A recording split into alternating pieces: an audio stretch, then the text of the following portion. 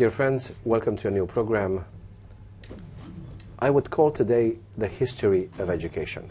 Our guest again is Mr. John Mackay, International Director for Creatie Research Australia. Welcome, good to see you again.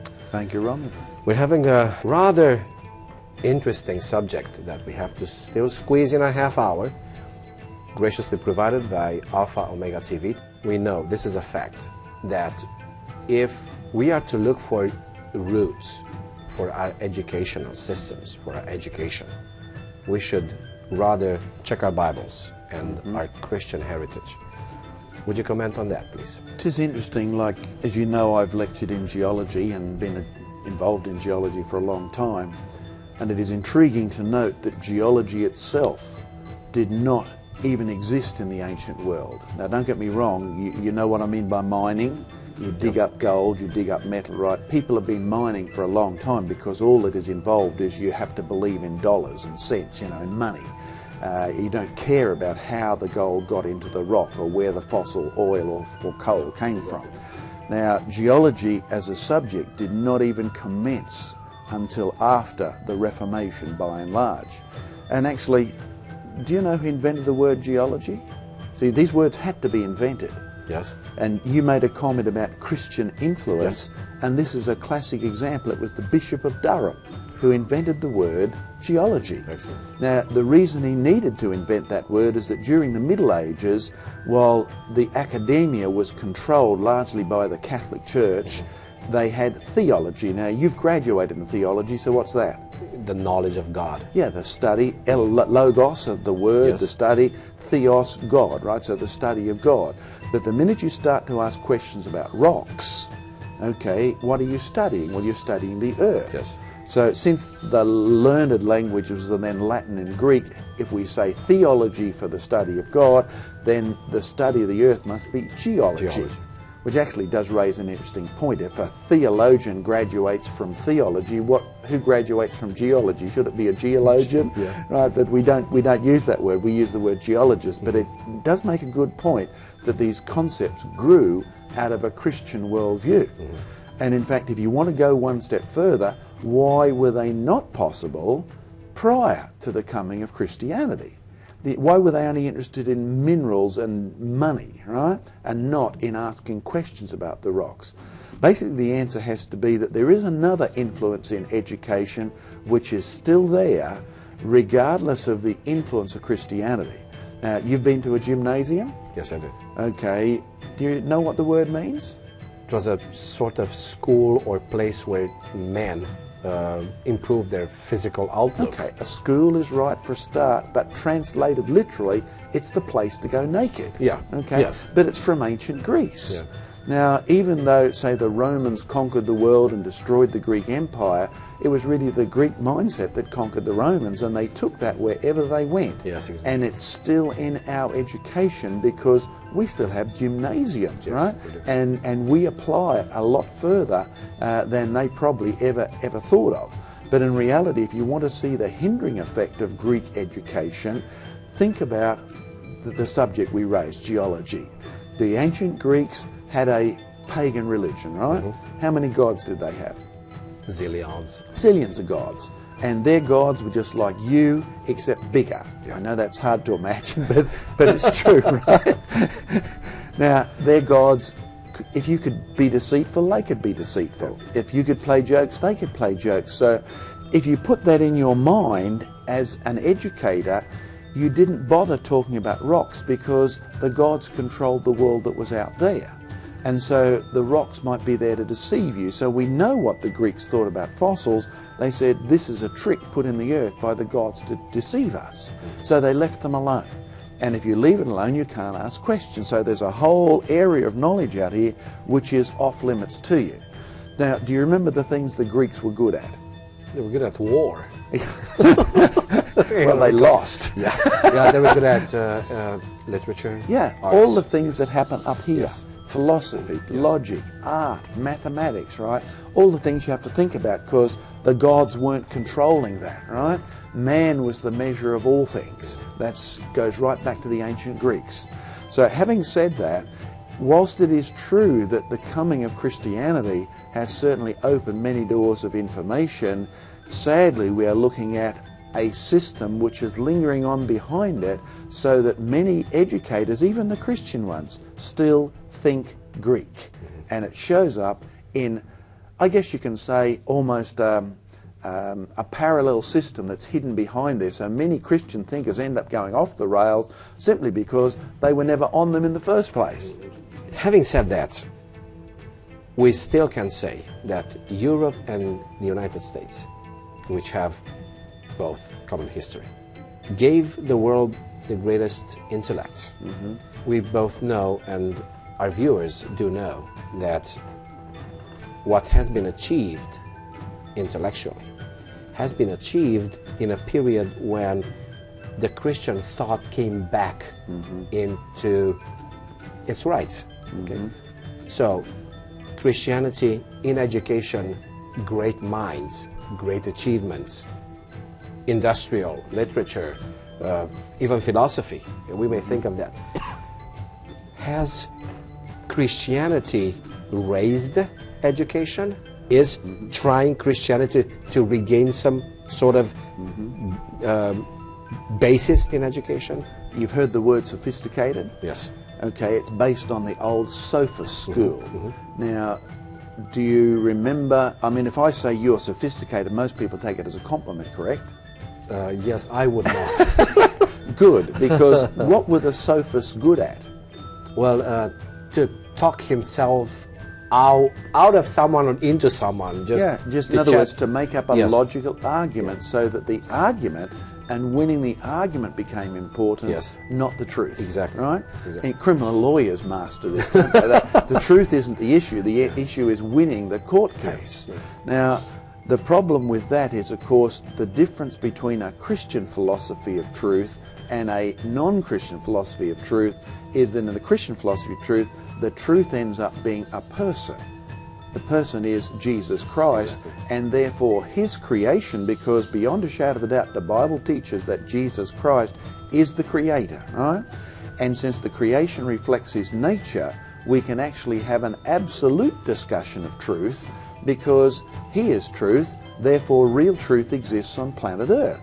It is not just the consequence of you and I having a logical argument to reach the best theory. Now, the tragedy is science has gotten back to the old Greek concept of what truth is, so that when we teach theories today in science, it's merely an approximation of whatever the best argument is at the moment. I had a student I was addressing the Theological Society at St Andrews University, and he said, but surely what you're doing is saying creation is absolutely true, and that can't be acceptable to science. And I said, why did you say it that way? He said, because science has to have flexibility. We can't have any fixed answers. And I said, well, are you saying that if something is true, then science can't deal with it? And he thought, you could see it in his face, right? And he said, I've never thought of that. Right? In reality, so science has moved back to the ancient Greek sophist way of thinking. So the best theory, the best hypothesis is where we've gotten to. Now, if you want to re-establish a Christian basis of education, then you really have to say, here is what we know to be true, because someone who is wiser than us has told us. In fact, if we want to know what information is, or facts are, or what wisdom is, the Bible teaches that wisdom only comes from God, right? And wisdom is what we use to take facts, which by themselves are meaningless, right? Yes. And turn it into usable information. If you don't have access to wisdom, then you just take the facts and you arrange them according to this theory, and then somebody comes along and writes another PhD, and he arranges them according to this theory, and then you fight about it. Right? I remember when the universe was 20 billion years old. I know I don't look that old, but the fact is, as I was growing up, the latest theory was the universe was 20 billion years old. And then I was old enough to have been at university when somebody discovered they'd miscalculated the Hubble constant. And when they reinserted that into the theory, the universe went from 20 to 10 billion years old. Now you had two camps, right? The 20 billion year old astronomers and the 10 billion year old astronomers. Now guess what they did next? They met and they had a conference, and all of a sudden by the 1990s, the universe was 15 billion years old. Now, doesn't this sound like a search for truth to you? Right, really, it's just a compromise argument. And in fact, I did a debate against a physicist from Cambridge University, Dr. John Polkinghorne, and he publicly stated in the 1990s that the universe was 15 billion years old, but on the evening of my debate recently in Liverpool University, he said the universe was 14 billion years old. And I had to remind the audience of the humour of this, that in the 15 years since 1990, John Polkinghorne's got 15 years older, while the universe has got 1 billion years younger. So that none of these things are actual truth at all. So the first thing you need to do in establishing a Christian view of education is to realise that there's no facts, no truth which contradicts anything in Christianity. But there's plenty of the latest theories that disagree with everything in Christianity. But that's irrelevant. So therefore you need first of all the big picture. The big picture is God has actually told us the framework for truth. Inside of that, you can have lots of ways to investigate what the actual facts are, and then using God's wisdom, find a way to turn them into useful information, so that, you know, you were referring to America and the West giving us usable information. Exactly. Okay, so you have a look at our rockets to the moon. Now, we had to assume before we sent a rocket to the moon that whatever gravity was like on Earth, it was like on the moon. Now, we'd never been to the moon before. Now, why would we make the assumption? Because if you like Doctor Who or all the other science fictions, there could be a black hole there. We could have different rules, right? Any possible assumption is okay in theoretical physics. Why would we assume that whatever happens to an astronaut on Earth is what will happen to him on the moon? Well, do you know the word we use to describe the whole of everything you can see? Isn't it universe? Yes. Okay, what's the word universe mean? Something that is bound to that uni, that one. One, okay. Why do we have a universe? Answer, because there is one God who has made one creation, and it's based on Him. He has one set of laws because He's a unity. He is the one, right? So when you have a look at this creation, we even use words like universe, and therefore if God made the earth and God made the moon, the rules will be the same. Whew. Fortunately for Werner von Braun, who by the way was a creationist, yes, sir, they had the same rules, so we shouldn't be surprised that the first book ever read publicly on the moon was Genesis chapter 1, because that was the philosophy of education, the big picture, which enabled us to take the facts of hydrogen burning and oxygen goes boom, and we'll move something to end up on the moon and discover more information. So that's the connection. And of course, coming out of the space things, don't you have non-stick fry pans now and non-stick pots and pans that are much easier to clean? Well, that all came out of the space race, okay? And all of our nice little digital watches and computers, they are all a consequence of the benefit of somebody saying, there is a God who made the world will therefore behave uniformly because God never changes. I had a short forum discussion with some evolutionist biology students, and one of them kept writing the facts of evolution. Mm-hmm. And I dared to answer him saying, listen, it's so far your bravest ones are talking about theories. You talk about facts of evolution. Should we rather stay with the theory of evolution? This is widely accepted. John, I got the answer back. Plain sophisticated sophism. Yes, you're right. Evolution is a theory, but the theory of evolution is a fact. Mm-hmm. End of discussion, I said. My dear friend, you just caught me to the corner. Thank you so much. End of argument. Well, it's certainly a piece of sophistry, because I did a debate in Wales last Saturday, right? And the atheist scientist, biologist who I was debating got up to introduce the subject in exactly that way. He said, now, the word theory in your mind means just a guess. But we scientists use theory in the same way as we use fact, right? So therefore, they've talked themselves into this, right? But I love to remind people, in fact, you remember I said I've just recently been at St Andrews University, and prior to my coming, a week before, Richard Dawkins you know, the arch nemesis of anybody who believes in creation, and one of the most virulent anti-Christian, antagonistic speakers you could have in biology, was there. And of course, in order to prepare for my talk, I thought, well, he's been there a week before. I'm going to have to read up, find anything I can on this man, what he's saying now. And as part of that research, Dr. Diane Eager, who does a fair bit of research for us, actually found one of his interviews on PBS TV, right, in the UK.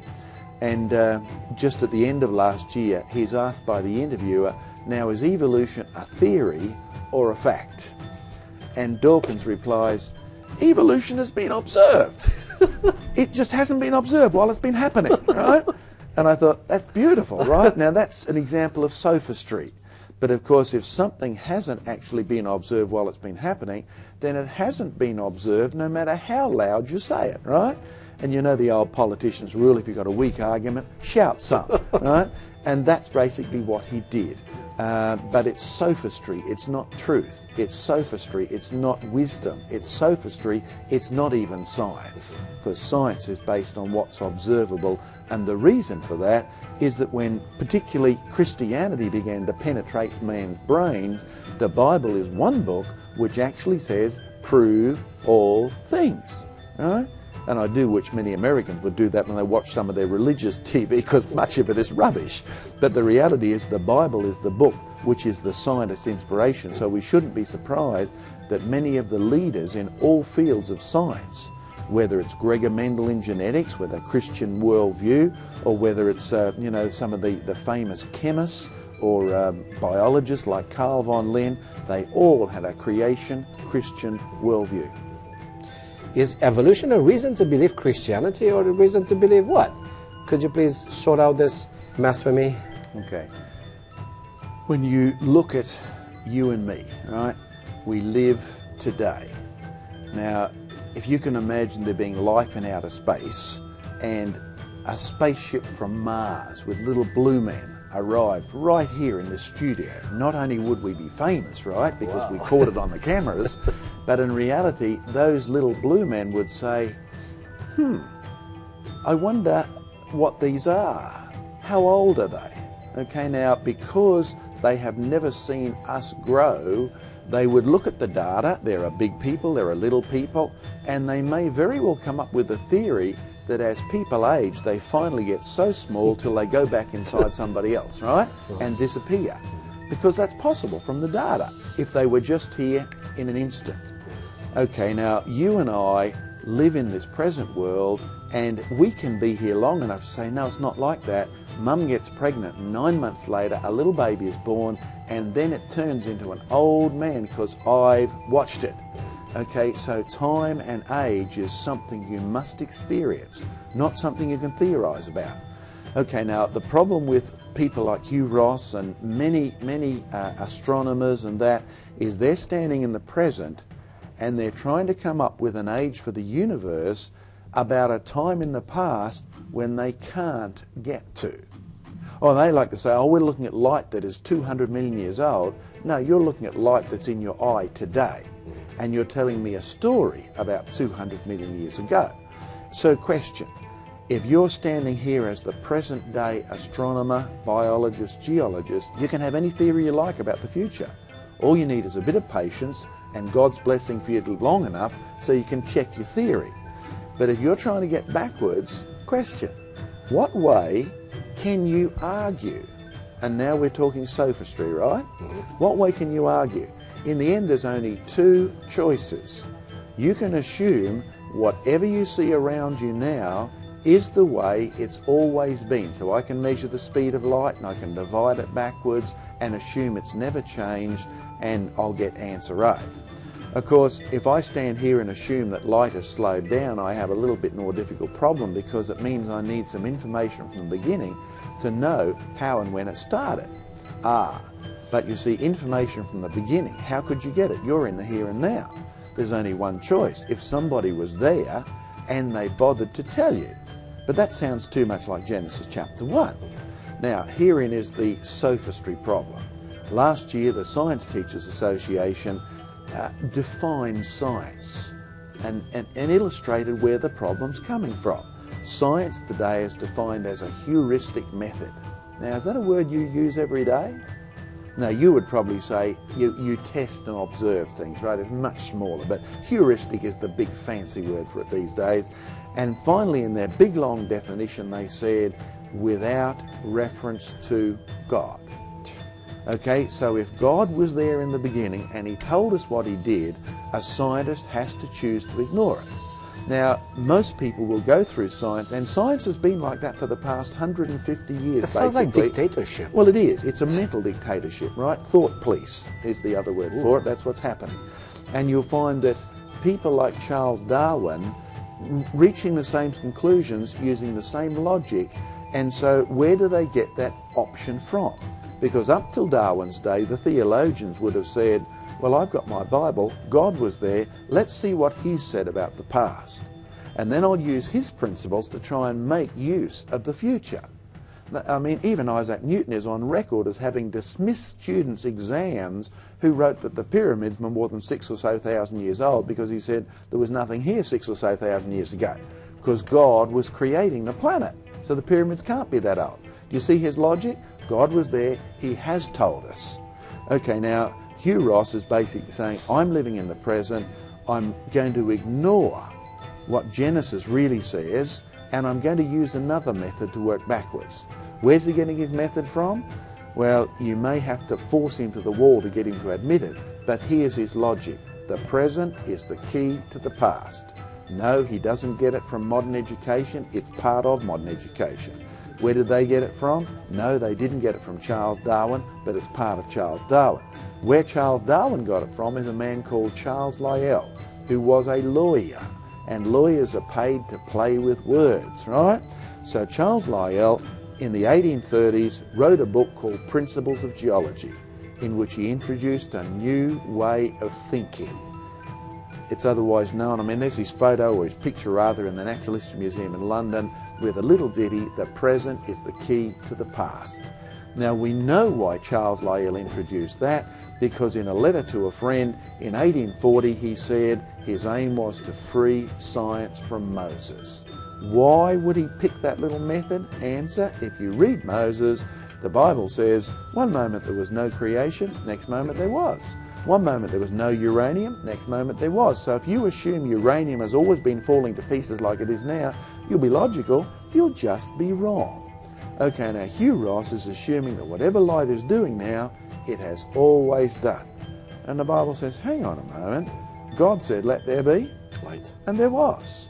So therefore, if you don't have data from the Creator who was there, and you just assume whatever it's like now, you will get a logical answer, but bless his little heart, it will be wrong. The problem is not simply that it's wrong, but where it leads you to.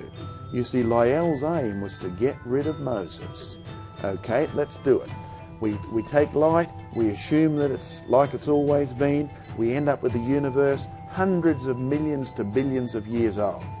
Now you read Moses, Genesis, Exodus, Leviticus, Numbers and Deuteronomy. In 6 days God made the heavens and the earth, and the seventh day he rested. Hang on, those hundreds of billions of years conflict with that. But if science is my authority, what do I do next? Well, I still want to be a Christian, so this has to somehow be true, but it can't be historically, literally true. So what I do is retreat from a literal reading and say, well, it must be symbols, or it must be poetry, or there's a gap between verse 1 and verse 2, or this is a progressive revelation of God revealing his creation over 6 billion years, or whatever figure you want. You are moving from reading it literally as a child would read it to moving it as a sophist would read it, till in the end it is meaningless. And, you know, bless Hugh's little heart, but that's the result that he will in the end produce, because anyone who says, wow, you can't really take Genesis literally, has to face up to the fact that Jesus said, if you don't believe Moses, you won't believe me. And the less you can believe of Moses, really, the less you're actually teaching people to believe Jesus Christ. If we click on www.creationresearch.net, is there any evidence to be found over there? On Creation Research's website, not just reasoning, because reasoning is just easy, you just flip with sophisms, but evidence is hard to be found today. Well, you will find, if you go to the search engine and just insert the word light, all of the counter opinions by physicists who are saying, look, we've got abundant evidence to show that light hasn't always been the same, right? And in fact, one astronomer who would be very anti-creation is actually out on the left wing all by himself with about another 20 or 30 saying, well, look, light doesn't show redshift because it's been behaving like a wave, therefore the Big Bang is true, so the universe is 10 billion, 15 billion, whatever the latest figure is, right?